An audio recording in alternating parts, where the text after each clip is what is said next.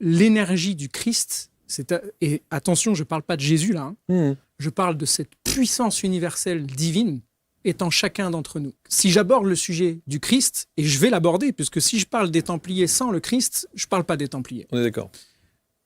Le danger, c'est que dès que je dis le mot Christ, obligatoirement, pour quasi tout le monde, on va associer ça à tout le truc que l'Église catholique romaine a fait depuis des siècles, etc. Si bien qu'on s'est mis à confondre le message de celui qu'on a appelé le Christ et ce que l'institution dogmatique catholique romaine en a fait.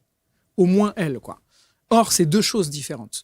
Moi, j'ai été en rejet pendant des années de tout ça parce que je mélangeais tous ces trucs-là.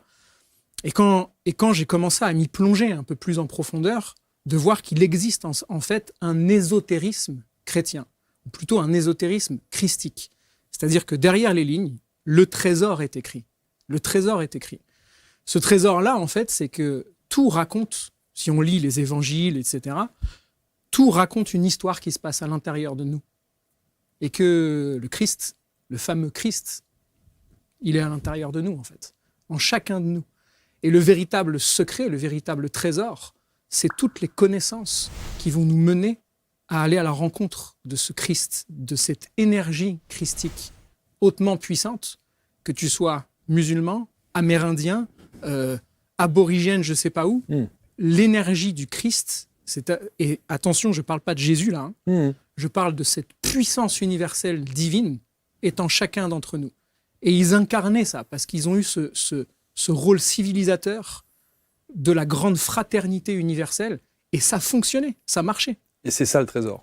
Je pense qu'il se lie à plusieurs niveaux. Il y avait un trésor matériel, c'est sûr, parce que pour avoir les moyens de devenir un État à l'échelle de toute l'Europe, c'était un État à part entière, au sein même de l'État, et au point même de déranger Philippe le Bel, et puis de faire un peu trembler le Vatican et tout ça, c'est qu'ils avaient les moyens, les gars. Donc, il y a un trésor matériel, mais je pense qu'on est à la mesure de ce qu'on cherche.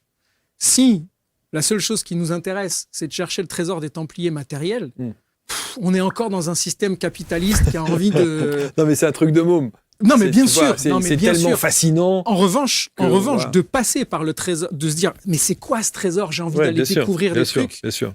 En se mettant en route, tu découvres bien autre chose et bien au-delà de ce pourquoi tu étais parti au départ. Et en ça, la recherche du trésor, elle est salvatrice aussi.